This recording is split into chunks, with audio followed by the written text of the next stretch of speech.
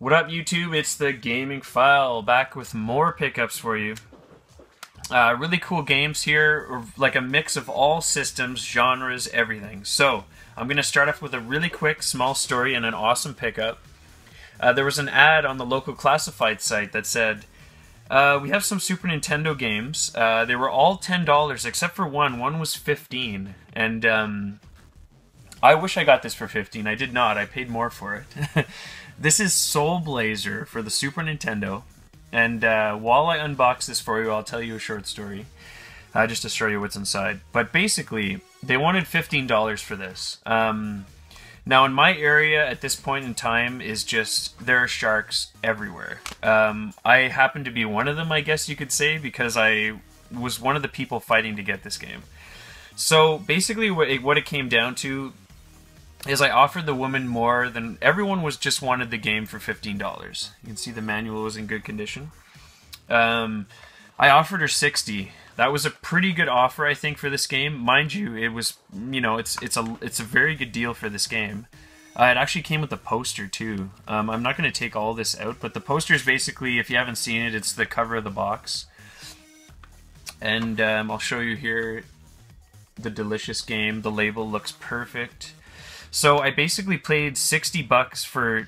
I said, I'll buy Soul Blazer for $60, and then if you could throw in like another game for me, that would be awesome. So she had a couple more Super Nintendo games. I'll show you the other one that I grabbed was Super Mario Kart, and I own this game. Obviously, it's a classic, amazing game. But this will be good, like a good trader maybe. So $60 for those two games, pretty awesome. And if you see a cat jumping in front, there's cats all over here. So that was a great deal. It's kind of what it comes down to at this point. There's just so many people who want these games, and I still thought $60 for those two was a great deal. I'll show you the one Value Village find I got. Q*bert. I didn't even know this game existed on Dreamcast. Really strange. It's basically like an updated version of Q*bert, as you can tell in the back.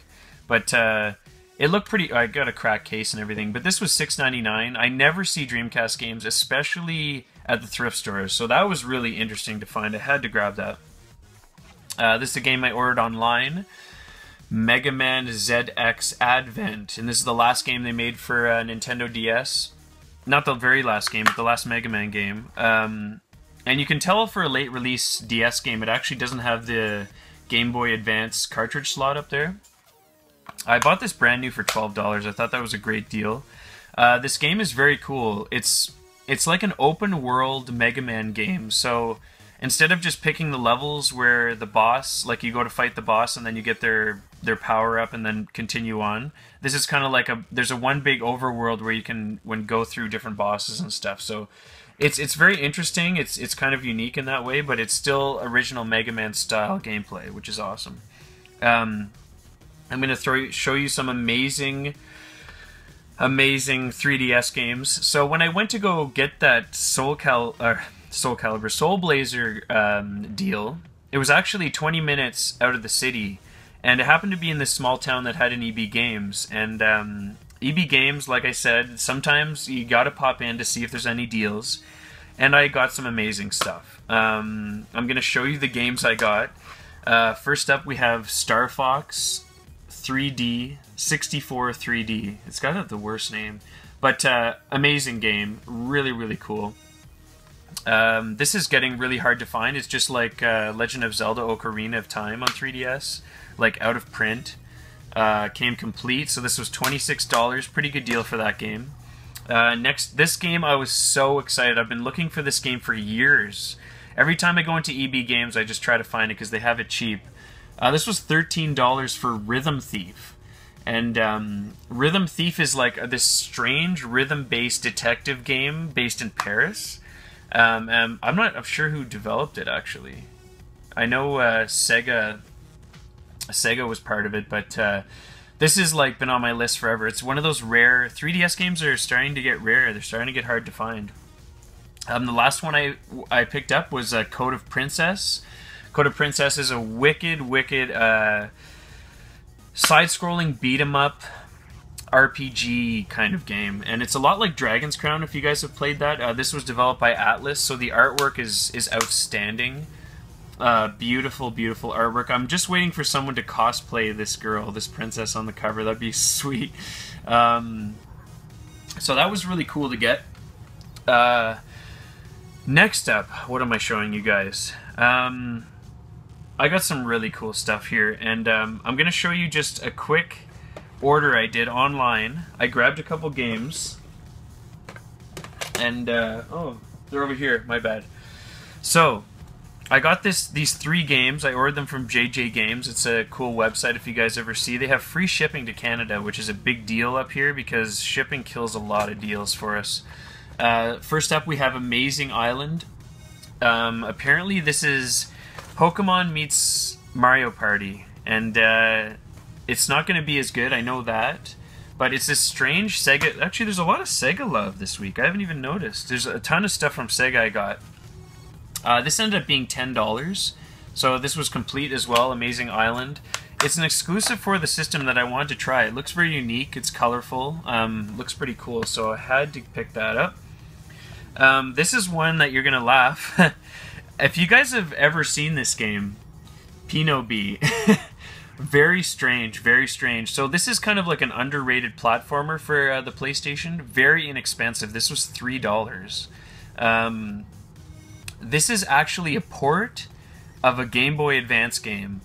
It's not a PlayStation 1 game that was ported to GBA. It's vice versa. So the graphics are not very good, but it's got really interesting gameplay. It's kind of like a dashing type of platformer kind of thing. So you dash around. It's what does it remind me of?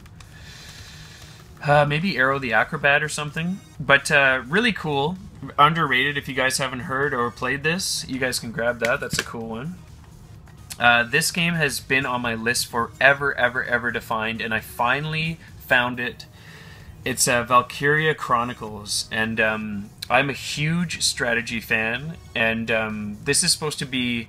I haven't played it. I can't wait to play this. I haven't fired up my PS3 in a long time, but this is an exclusive for the system. Actually, I think it's on Steam now, but it wasn't exclusive at the time. It's like a World War II based cel-shaded action like grid-based strategy game. It's a lot. It's a big mouthful, but apparently this game is really cool. Very unique. Another Sega game. Sega's getting a lot of love this week, and it's really cool. If you guys can track this down, definitely look into it. At least footage. It's really awesome. I'm gonna show you this. So many cool pickups. I'm really like, I'm a fan of unique titles because I've played so many FPS games and, you know, like just yawn every time I play them, but it's cool to find games that are unique, and I'm going to show you one that's very unique, and that is Mutant League Hockey for the Sega Genesis. If you guys can see that price, that's $50 for this game, and I think that's a very good price for this game. Usually the cartridge alone goes for $50. There is no manual, unfortunately, but the cartridge is minty fresh, so that kind of makes up for it a little bit. There's 2 Mutant League games. There's another football game for the Genesis as well, but being Canadian, I had to get the Mutant League Hockey. It's a hockey game, but it's kind of like over the top. You play as zombies and skeletons and stuff. Really awesome, and there's fighting. It's cool. Like, I haven't got a Sega Genesis game in a long time, so that was really awesome to pick up. I went to a Comic-Con this weekend, and if you follow the Gaming File on Instagram at the Gaming File, you'll see there was a couple pics. I went with a friend of mine. We did some cosplay. It was fun. The only game I picked up there was this one, and that's R-Type DX, and this was $20, which was a decent price for this game. It was complete, great condition, you know, even has a little baggie and everything. I love these DX games. I gotta say, I love the DX games because they have these little black cartridges. So cool. To find any Game Boy Advance or Game Boy Color game that you like for $20 complete is pretty good deal. And I'm a huge R-Type fan. Love the R-Type. So that was a great pickup from that. Right now I'm going to show you quickly one of the best deals I've got in recent history. Basically, this guy put an ad up and he had amazing prices on games. Like, he was super competitive prices. Anyways, I gave him a list. I said, I want all these games. And he's like, I didn't have to haggle him or anything. I didn't say anything. The guy's like, okay, how about 40 bucks? So these games ended up being $5 each, or maybe a little bit more, like $5.50 or something. But unreal. Awesome stuff. So first up, we have a Pokemon Stadium. So these were all $5, or I'll just say $6. Next up, we have Shining Force 2, which I did not own. Another amazing strategy game for the Sega Genesis.